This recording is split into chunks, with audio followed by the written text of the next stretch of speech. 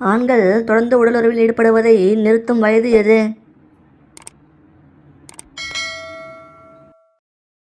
75க்கு மேல்.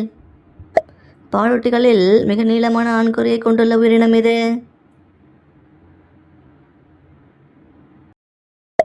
விடை திமிங்கலம்.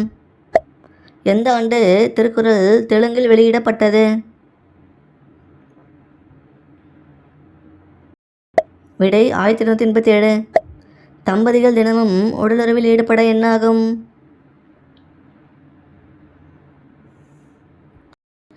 ஆண் குழந்தை பிறக்கும். ஆண்குறியில் மச்சமுள்ள ஆண்கள் எப்படிப்பட்டவர்களாக இருப்பார்கள்? பெண்களுடன் உல்லாசமாக. உடலுறவில் ஆண்கள் என்ன செய்தால் பெண்களுக்கு அதிக இன்பம் பெறுவார்கள்? விடை வேகமாக புணர்வது. பிடிச்சிருந்தா லைக் பண்ணிவிட்டு சப்ஸ்கிரைப் பண்ணுங்கள். தேங்க்யூ.